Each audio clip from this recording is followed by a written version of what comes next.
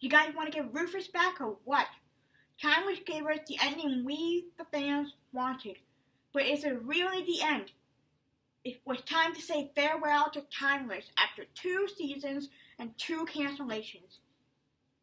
NBC's time travel drama comes to an end with an action-packed finale. Lucy, Rufus, and Wyatt have experienced their fair share of mortal peril and moral quandaries as they zipped around American history these past 2 years. And the 2-part story, The Miracle of Christmas, attempts to give them a little bit of closure. Timeless has had a bumpy ride in the lifeboat, getting to what's probably the end of his story. It was canceled after his first season, but renewed a few days later thanks to a loyal fan base, and had the plug pulled again after the second season, but was later given the chance to wrap everything up in last night's 2-hour finale. Which, considering the crazy time travel elements and the villainous organization that infected American history with sleeper agents, it was kind of tough. It was a very tough task. Timeless's first season introduced it as a clunky historical adventure with some murky mythology, but the second season simplified things by stripping away some of the convoluted Rittenhouse mystery and focusing on character-driven drama.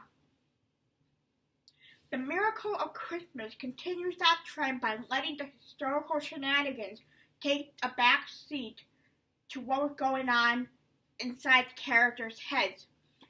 When we last left the team, they were still reeling from Rufus' death. Gia was processing her PTSD for being left in 19th century Chinatown for years, while Wyatt was still trying to cope with the revelation that his formerly dead wife, Jessica, had been secretly manipulating him as a Rittenhouse agent.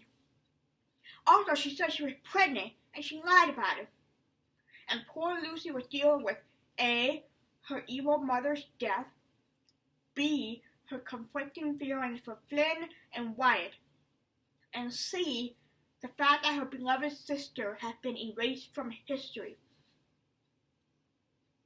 Last May's season 2 finale ended with a cliffhanger, with Rufus dead and future Lucy and Wyatt visiting their past selves with an offer to resurrect him.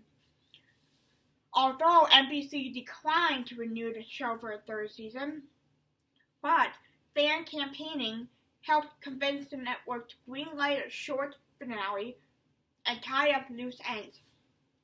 And oh my gosh, there were a lot of loose ends to tie up.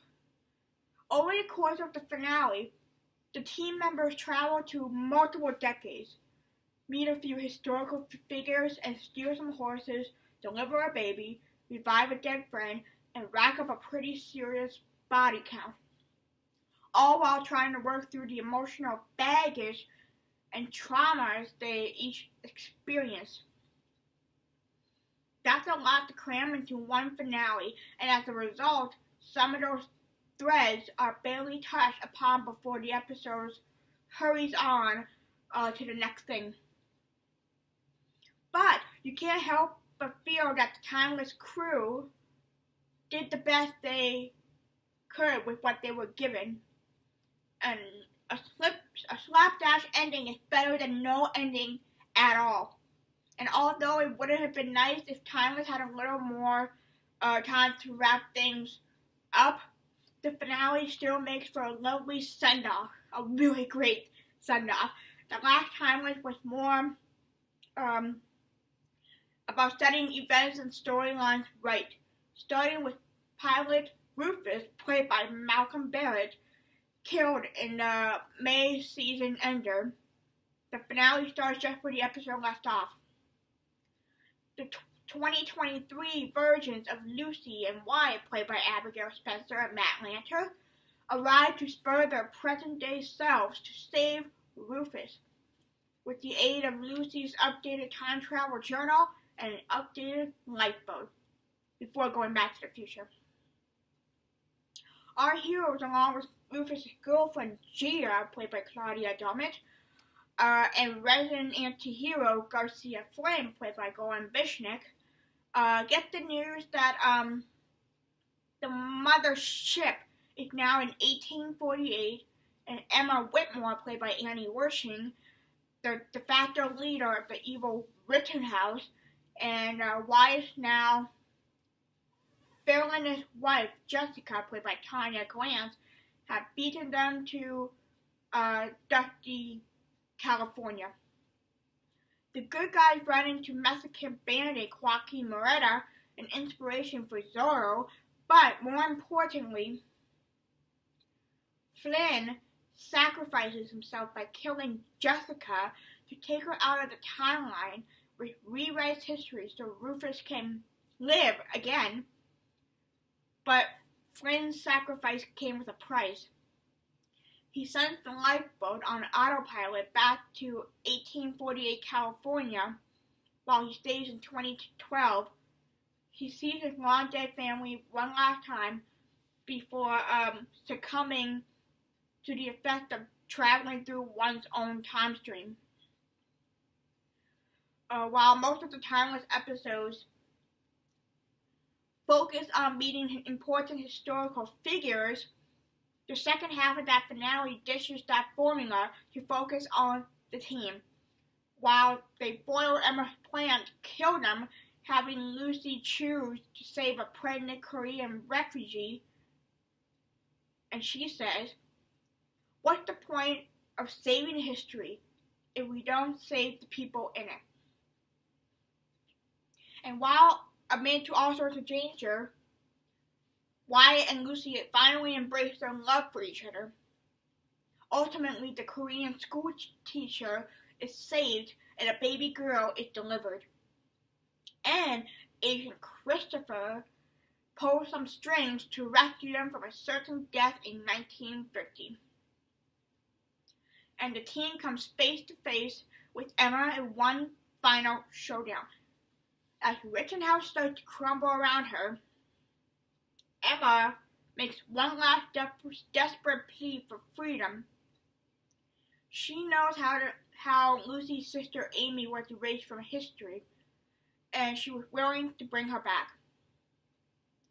While there was a flicker of hope on Lucy's face, as she considers Emma's offer only to shake her head and say no. Every time she meddled in the past, it resulted in the death of someone she loves, like trading Rufus for Flynn. And it's time to let history be history. And when Emma's caught in the crossfire of the invading army, Rittenhouse finally definitively comes to an end. The Time Team's mission, though, isn't complete until 2023, when members reunite.